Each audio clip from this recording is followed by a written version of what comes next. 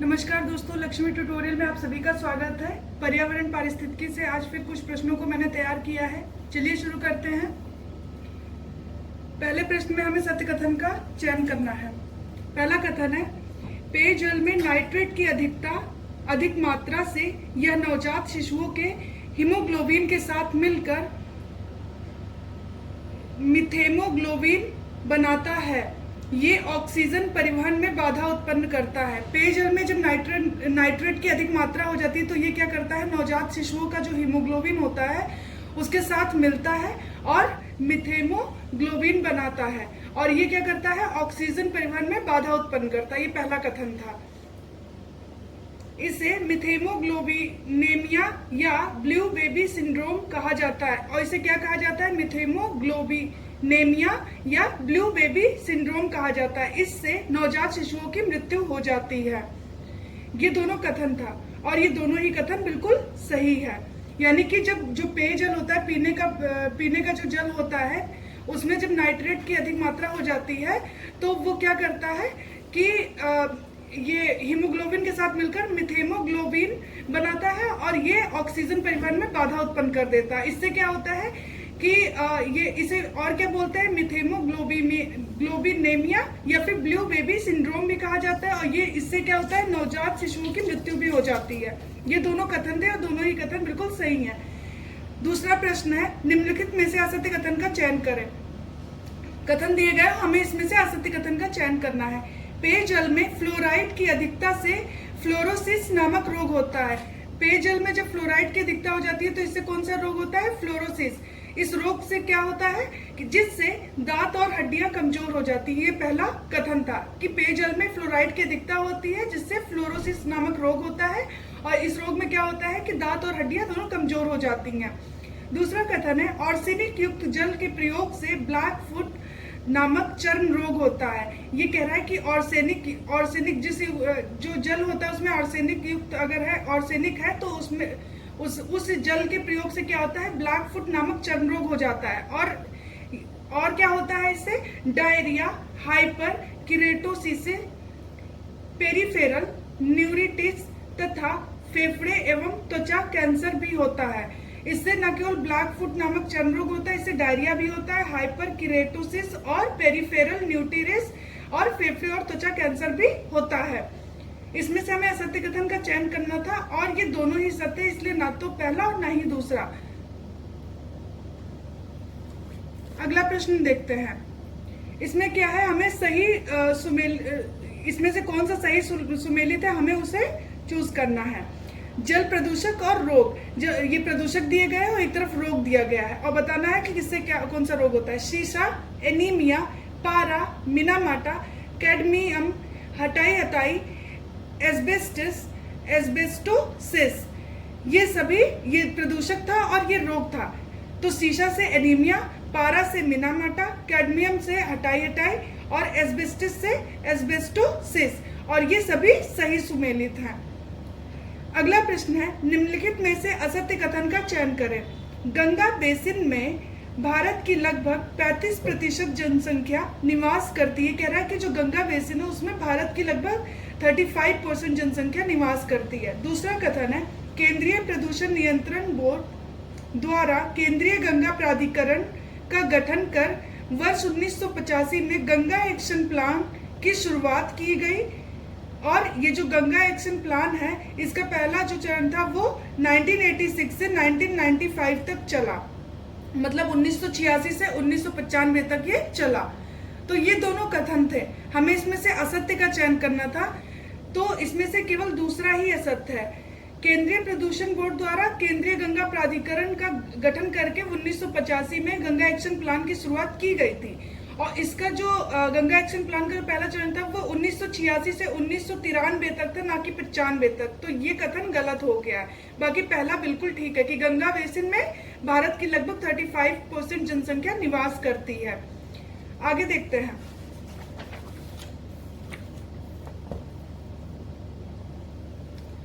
राष्ट्रीय नदी संरक्षण योजना के संदर्भ में निम्न पर विचार करें। राष्ट्रीय नदी संरक्षण योजना, उसके संदर्भ में कुछ कथन दिए गए, हमें देखना है कि कौन से कथन सत्य हैं। वर्ष 1995 में केंद्रीय गंगा प्राधिकरण का नाम बदलकर राष्ट्रीय नदी संरक्षण प्राधिकरण कर दिया गया था। ये कह रहा है कि 1995 में केंद्रीय गंगा प्राधिकरण का नाम बदला गया और उसका नाम क्या कर दिया गया, राष्ट्रीय नदी संरक्षण प्राधिकरण।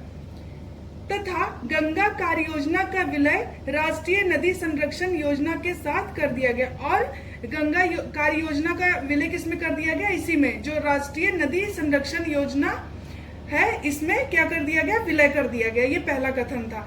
दूसरा है राष्ट्रीय नदी संरक्षण योजना यानी NRCP का उद्देश्य प्रदूषित नदियों के किनारे बसे विभिन्न शहरों में प्रदूषण उपशमन कार्यों के जरिए नदियों में जल की गुणवत्ता में सुधार करना।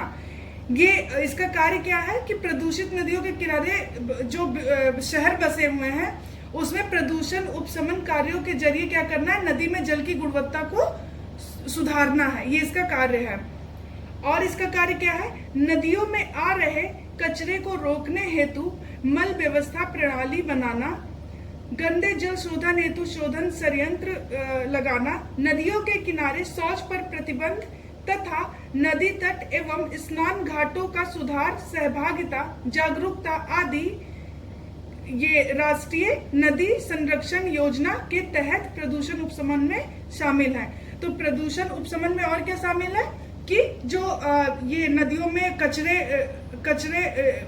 को डालते हैं उसको रोकना, और उसके लिए मल व्यवस्था प्रणाली को बनाना, और गंगे जल शोधन के लिए शोधन संयंत्र को लगाना, नदियों के किनारे शौच पर प्रतिबंध करना, नदी तट और स्नान घाटों का सुधार, सहभागिता और जागरूकता आदि फैलाना, ये सब इसके कार्य है, इसमें शामिल है ये प्रदूषण उपशमन में NRCP के।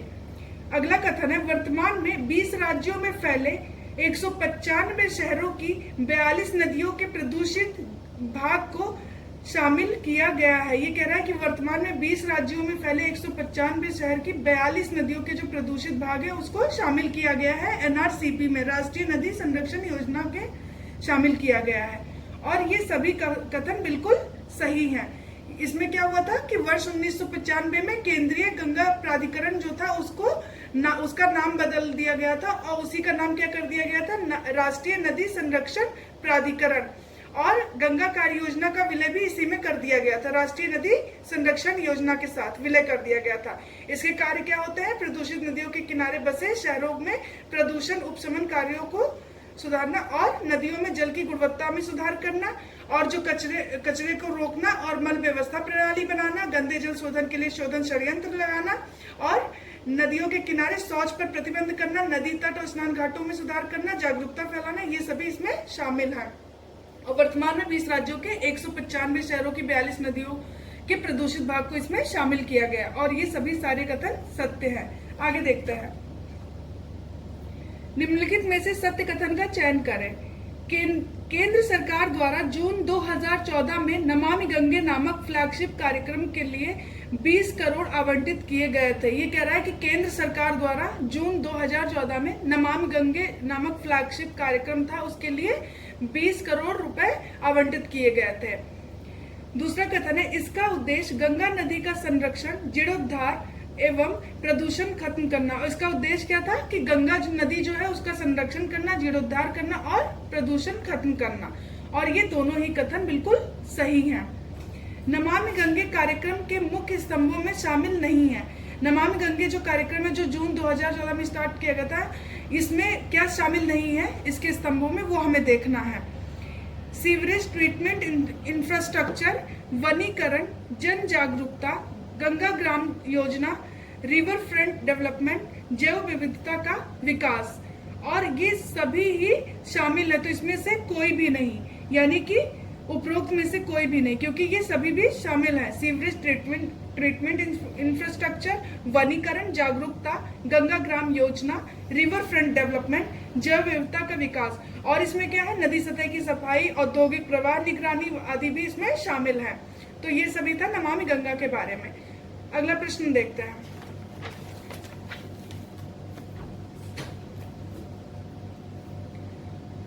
निम्नलिखित कथनों पर विचार करें और सत्य कथन का चयन करें। हमें इसमें से असत्य कथन का चयन करना है। ध्वनि की तीव्रता को मापने के लिए डेसिबल इकाई निर्धारित की गई है तथा डेसिबल मापन शून्यों से प्रारंभ नहीं होती है, शून्य से प्रारंभ नहीं होती। ये कह रहा है कि ध्वनि की तीव्रता को मापने के लिए डेसिबल इकाई निर्धारित की गई है और इसका जो मापन होता है वो शून्य से प्रारंभ नहीं होता। ये पहला कथन है। दूसरा कथन है, विश्व स्वास्थ्य संगठन ने शहरों में ध्वनि की उच्चता का स्तर 45 डीबी यानी 45 डेसिबल निर्धारित किया है। इन दोनों कथनों में हमें असत्य कथन का चयन करना है, तो ये पहला वाला ही असत्य है क्योंकि जो डेसिबल का मापन होता है वो शून्य से ही प्रारंभ होता है। तो ये पहला वाला कथन गलत हो गया। दूसरा बिल्कुल सही है कि विश्व स्वास्थ्य संगठन ने शहरों में ध्वनि की जो उच्चता का स्तर है उसे 45 डेसिबल ही निर्धारित किया है। आगे देखते हैं, तीव्र ध्वनि से जंतुओं तथा पर्यावरण पर प्रभाव पड़ता है। हमें कुछ कथन दिए गए हैं और देखना है कि किस तरीके से उस पर प्रभाव पड़ता है, इसमें से कौन सा कथन सत्य है। तीव्र ध्वनि से सूक्ष्म जीवाणु नष्ट हो जाते हैं जिससे मृत अवशेषों के अपघटन में बाधा पहुंचती है। मृत अवशेषों का अपघटन कौन करते हैं? सूक्ष्म जीवाणु करते हैं, और जब वो नष्ट हो जाएंगे तो क्या होगा? अपघटन करने में बाधा पहुंचेगी ही। दूसरा है, जंतुओं के हृदय, मस्तिष्क और यकृत को ही नहीं बल्कि तंत्रिका तंत्र को भी खराब कर देता है। क्या? ये तीव्र ध्वनि, यानी कि जंतुओं के हृदय, मस्तिष्क और यकृत को ही नहीं बल्कि ये तंत्रिका तंत्र भी खराब हो जाता है। किससे? तीव्र ध्वनि से। तीसरा है, समुद्री ध्वनि प्रदूषण का प्रभाव सबसे अधिक समुद्री व्हेल पर पड़ता है। आवाज की समस्या भी इससे उत्पन्न होती है, और तीव्र ध्वनि से आवाज की समस्या भी उत्पन्न होती है, और समुद्री ध्वनि प्रदूषण सबसे ज्यादा प्रभाव जो पड़ता है वो समुद्री व्हेल पे पड़ता है। चौथा कथन है, जेब्राफिश ध्वनि प्रदूषण के कारण अपने सहयोगी से संचार नहीं कर पाता। ये कह रहा है जेब्राफिश जो है वो ध्वनि प्रदूषण के कारण अपने सहयोगी से संचार नहीं कर पाता है। ध्वनि प्रदूषण का प्रभाव पादपों एवं वनस्पतियों पे नहीं पड़ता है। ये कह रहा है कि ध्वनि प्रदूषण का प्रभाव पादप और वनस्पति पे नहीं पड़ता है। ये चारों कथन थे, हमें इसमें से क्या करना था? सत्य कथन का चयन करना था। पहला, दूसरा और तीसरा बिल्कुल सही है, लेकिन जो ये चौथा है इसमें से ये गलत है कि ये जो ध्वनि प्रदूषण है इसका प्रभाव पादपों एवं वनस्पतियों पे नहीं पड़ता, इसका प्रभाव इन पे भी पड़ता है। और जो ये जेब्राफिश है ये ध्वनि प्रदूषण के कारण अपने सहयोगी से संचार नहीं कर पाता, ये बिल्कुल सही है। लेकिन ये गलत है कि पादप और वनस्पतियों पर नहीं पड़ता, इन पर भी इसका प्रभाव पड़ता है। तो ये सारे कथन थे जिसमें से पहला, दूसरा, तीसरा सही है, चौथा गलत हो गया। निम्नलिखित कथनों में असत्य कथन का चयन करें। कुछ कथन दिए गए, हमें असत्य कथन का चयन करना है। मनुष्य के कान 20 हर्ट्ज से 20,000 हर्ट्ज तक सुन सकते हैं, इसे मनुष्य का श्रव्य परास कहते हैं। ये कह रहा है कि जो मनुष्य के कान होते हैं 20 हर्ट्ज से 20,000 हर्ट्ज तक सुन सकते हैं और इसे ही मनुष्य का श्रव्य परास कहते हैं। दूसरा कथन है, श्रव्य परास से अधिक आवृत्ति की तरंगों को पराश्रव्य तरंगे कहते हैं। यानी कि इसी को क्या कहते हैं? जो श्रव्य मतलब जो सुनने योग्य है उससे अधिक अगर आवृत्ति होती है तरंगों की तो उसे क्या कहते हैं? अल्ट्रासोनिक यानी पराश्रव्य तरंगे कहते हैं। तथा श्रव्य परास से कम आवृत्ति की तरंगों को अश्रव्य तरंगे कहते हैं, और जो इससे कम है, श्रव्य परास से कम आवृत्ति की तरंगे होती है उन्हें क्या कहते हैं? अश्रव्य तरंगे कहते हैं। ये दूसरा कथन था। तीसरा है, विश्व स्वास्थ्य संगठन के अनुसार 100 डेसिबल की आवाज मनुष्य के लिए ज्यादा समय तक सुनना नुकसानदेह नहीं है। विश्व स्वास्थ्य संगठन के अनुसार ये है कि 100 डेसिबल की आवाज मनुष्य के लिए ज्यादा समय तक सुन सकता है, वो नुकसानदेह नहीं है। ये तीसरा कथन है। चौथा है, 85 डेसिबल से अधिक आवाज को यदि 8 घंटे तक सुना जाए तो श्रवण क्षमता में कमी हो जाती है। ये चौथा कथन था, और हमें इसमें से क्या करना था कि असत्य कथन का चयन करना था, और ये तीसरा ही असत्य है। विश्व स्वास्थ्य संगठन के अनुसार 100 डेसिबल की आवाज मनुष्य के लिए ज्यादा समय तक सुनना नुकसानदेह होती है। तो यही कथन गलत हो गया, क्योंकि ये इसमें ये बोल रहा है कि इसने जो बोला है विश्व स्वास्थ्य संगठन ने, उनके अनुसार 100 डेसिबल की आवाज मनुष्य के लिए ज्यादा समय तक सुनना नुकसानदेह नहीं है। ऐसा बिल्कुल नहीं है, ये नुकसानदेह है। तो ये तीसरा ही कथन गलत हो गया, बाकी सभी सही हैं। अगला प्रश्न देखते हैं। निम्नलिखित में से सत्य कथन का चयन कीजिए। ध्वनि प्रदूषकों को आपराधिक श्रेणी में मानते हुए इसके नियंत्रण के लिए भारतीय दंड संहिता की धारा 268 तथा धारा 290 का प्रयोग किया जा सकता है। ये कह रहा है कि ध्वनि प्रदूषकों को आपराधिक श्रेणी में मानते हुए इसके नियंत्रण के लिए क्या किया जा सकता है, भारतीय दंड संहिता की धारा 268 और धारा 290 का प्रयोग किया जा सकता है। दूसरा कथन है पुलिस अधिनियम 1861 यानी पुलिस अधिनियम 1861 के अंतर्गत पुलिस अधीक्षक को अधिकृत किया गया है। वह त्योहारों और उत्सवों पर बजने वाले संगीत की तीव्रता का स्तर को निर्धारित कर सकता है। पुलिस अधिनियम 1861 के अंतर्गत क्या किया गया, पुलिस अधीक्षक को अधिकृत किया गया और ये पुलिस अधीक्षक क्या कर सकता है, जो त्योहार और उत्सव में जो संगीत बजते हैं उनकी जो तीव्रता का स्तर है उसको निर्धारित कर सकता है। ये दोनों कथन है, हमें बताना है सत्य कौन सा है। और ये दोनों बिल्कुल सही हैं कि ध्वनि प्रदूषकों को आपराधिक श्रेणी में मानते हुए इसके नियंत्रण के लिए भारतीय दंड संहिता की धारा 268 और धारा 290 का प्रयोग किया जा सकता है। और पुलिस अधिनियम 1861 के अंतर्गत पुलिस अधीक्षक को अधिकृत किया जाता है और ये क्या करता है कि त्योहारों और उत्सवों में बजने वाले संगीत की तीव्रता के स्तर को निर्धारित कर सकता है। ये दोनों ही कथन बिल्कुल सही हैं। अगला है निम्नलिखित कथनों पर विचार करें और सत्य कथन का चयन करें। भारत में ध्वनि प्रदूषण नियंत्रण के लिए पृथक अधिनियम का प्रावधान है। ये कह रहा है कि भारत में ध्वनि प्रदूषण नियंत्रण के लिए अलग अधिनियम मतलब पृथक अधिनियम का प्रावधान है। ये पहला कथन है। दूसरा है भारत में ध्वनि प्रदूषण को वायु प्रदूषण में शामिल किया गया है। दूसरा कथन है कि भारत में ध्वनि प्रदूषण को किसमें शामिल किया गया है, वायु प्रदूषण में शामिल कर लिया गया है। तीसरा कथन है वायु प्रदूषण निवारण तथा नियंत्रण अधिनियम 1981 में वर्ष 1987 यानी वर्ष 1987 में संशोधन करते हुए इसमें ध्वनि प्रदूषकों को भी शामिल किया गया। ये कह रहा है कि वायु प्रदूषण निवारक तथा नियंत्रण अधिनियम 1981 में क्या किया गया, 1987 में संशोधन किया गया और इसमें क्या संशोधन करके क्या हुआ, ध्वनि प्रदूषकों को भी इसमें शामिल कर लिया गया है। चौथा कथन है पर्यावरण संरक्षण अधिनियम 1986 की धारा 6 के अधीन भी ध्वनि प्रदूषकों सहित वायु तथा जल प्रदूषकों की अधिकता को रोकने हेतु कानून बनाने का प्रावधान है। पर्यावरण संरक्षण अधिनियम 1986 की जो धारा 6 है उसके अधीन ध्वनि प्रदूषकों सहित वायु तथा जल प्रदूषकों की अधिकता को रोकने के लिए भी कानून बनाने का प्रावधान है। और ये जो पर्यावरण संरक्षण 1986 की धारा 6 है इसी के अधीन क्या हुआ था, इसी का प्रयोग करते हुए ध्वनि प्रदूषण विनियमन एवं नियंत्रण नियम 2000 पारित किया गया था। तो ये सारे कथन थे, हमें बताना है कि इसमें से सत्य कौन सा है। तो दूसरा, तीसरा और चौथा सत्य, पहला गलत है। क्यों? क्योंकि भारत में ध्वनि प्रदूषण नियंत्रण के लिए अलग से कोई भी प्रावधान नहीं है। तो ये पहला ही कथन गलत है। बाकी दूसरा, तीसरा, चौथा बिल्कुल सही है कि भारत में ध्वनि प्रदूषण को वायु प्रदूषण में ही शामिल किया गया है और वायु प्रदूषण निवारक तथा नियंत्रण अधिनियम 1981 में वर्ष 1987 में से संशोधन करते हुए ध्वनि प्रदूषक को इसमें शामिल किया गया था। पर्यावरण संरक्षण अधिनियम 1986 की धारा 6 के अधीन ध्वनि प्रदूषकों सहित वायु और जल प्रदूषकों की अधिकता को रोकने के लिए कानून बनाने का भी प्रावधान है। तो दूसरा, तीसरा बिल्कुल सही है और चौथा और बाकी पहला गलत है क्योंकि भारत में ध्वनि प्रदूषण नियंत्रण के लिए अलग से अधिनियम का प्रावधान नहीं है। अगला प्रश्न देखते हैं। निम्नलिखित में से सत्य कथन का चयन करें।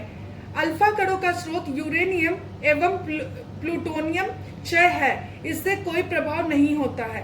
ये कह रहा है कि अल्फा कणों का स्रोत क्या है, यूरेनियम और प्लूटोनियम का क्षय होने से होता है, इसके स्रोत है ये, और इससे कोई प्रभाव नहीं होता है। हाँ, इससे कोई प्रभाव नहीं होता और ज्यादा देर तक इसका ये करने से मतलब लगातार व अधिक मात्रा में इसका थोड़ा सा प्रभाव होता है, लेकिन वैसे ना के ही बराबर है, वैसे इसका प्रभाव नहीं होता है। बीटा कणों का स्रोत विखंडन उत्पादों और न्यूट्रॉन प्रेरित तत्व का क्षय होना है और इससे त्वचा को नुकसान होता है। बीटा कणों का जो स्रोत है क्या है, विखंडन उत्पाद और न्यूट्रॉन प्रेरित तत्व का क्षय होना और इससे त्वचा को नुकसान होता है। बीटा कणों से कह रहा है कि त्वचा को नुकसान होता है। तीसरा है गामा कणों का स्रोत विखंडन उत्पादों और न्यूट्रॉन प्रेरित तत्व का क्षय होने से है और इससे अत्यधिक नुकसान तथा ऊतकों की समाप्ति भी हो जाती है। सबसे ज्यादा जो नुकसानदेह है ये है, क्या नाम है, गामा कण है। और इसका स्रोत क्या है, विखंडन उत्पाद और न्यूट्रॉन प्रेरित तत्व का क्षय होना। और इससे क्या होता है कि ऊतकों की समाप्ति भी हो जाती है, अत्यधिक नुकसानदेह है। चौथा कथन है कि न्यूट्रॉन का स्रोत विखंडन एवं संलयन क्रिया है, इससे संपूर्ण शरीर को नुकसान पहुंचता है। और न्यूट्रॉन का जो स्रोत है विखंडन और संलयन क्रिया है, इससे क्या होता है, संपूर्ण शरीर को ही नुकसान पहुंचता है। और ये सभी कथन बिल्कुल सही है। यानी कि अल्फा कण जो है वो इतनी प्रभाव नहीं होता है। बीटा कण जो है इससे क्या होता है, त्वचा को नुकसान होता है। और जो गामा है ये अत्यधिक नुकसानदेह है और इससे ऊतकों की समाप्ति हो जाती है। और जो न्यूट्रॉन है इससे क्या होता है, संपूर्ण शरीर को ही नुकसान पहुंचता है। तो ये चारों कथन थे और चारों बिल्कुल ही सही है। अगला प्रश्न है, रेडियो एक्टिव प्रदूषण के मानव निर्मित स्रोतों में शामिल है। रेडियो एक्टिव प्रदूषण, इसमें क्या होता है, प्राकृतिक और मानव निर्मित दो स्रोत होते हैं। प्राकृतिक में कौन कौन से आ जाते हैं, सोलर, कॉस्मिक और लौकिक। लौकिक में कौन से आते हैं, एक तो बाहरी होते हैं, एक आंतरिक होते हैं। बाहरी में क्या हो जाता है, चट्टान और मिट्टी। और आंतरिक में क्या होता है, मिट्टी हो जाएगा। यानी कि जो ये मिट्टी होगा वो बाहरी में भी आ जाएगा और आंतरिक में भी आ जाएगा। और आंतरिक में क्या कौन कौन सा आता है, मिट्टी, बिल्डिंग सामान, प्राकृतिक गैस और बाहरी गैस है। और मानव निर्मित में कौन सा है, हमें ये देखना है। तो रेडियो एक्टिव प्रदूषण के मानव निर्मित स्रोतों में शामिल है नैदानिक चिकित्सा परीक्षण, नाभिकीय परीक्षण, नाभिकीय रिएक्टर, टेलीविजन, नाभिकीय हथियार, यूरेनियम खनन। तो ये सभी है, हमें बताना है मानव निर्मित स्रोतों में शामिल कौन से रेडियो एक्टिव प्रदूषण के। तो ये जो मानव निर्मित स्रोत है वो ये सभी होंगे, यानी नैदानिक चिकित्सा परीक्षण, नाभिकीय परीक्षण, नाभिकीय रिएक्टर, टेलीविजन और नाभिकीय हथियार, यूरेनियम खनन, यानी कि उपरोक्त सभी। और जो मैंने बताया था कि जो प्राकृतिक स्रोत होते हैं उसमें कौन कौन से आते हैं, सोलर, कॉस्मिक, लौकिक। सोलर में कौन सा आ जाता है, सोलर और कॉस्मिक और लौकिक। लौकिक में कौन सा आता है, एक तो बाहरी, एक आंतरिक। बाहरी में होता है चट्टान और मिट्टी, आंतरिक में होता है बिल्डिंग सामान, प्राकृतिक गैस, बाहरी गैस और मिट्टी। और मानव निर्मित तो मैंने आपको बता ही दिया कि नैदानिक चिकित्सा परीक्षण, नाभिकीय परीक्षण, नाभिकीय रिएक्टर, टेलीविजन, नाभिकीय हथियार, यूरेनियम खनन आदि ये इसके स्रोत है, रेडियो एक्टिव प्रदूषण के मानव निर्मित स्रोत। अगला देखते हैं। आज के लिए इतना ही। Thank you so much. अगर वीडियो अच्छी लगी है तो लाइक और सब्सक्राइब करिए।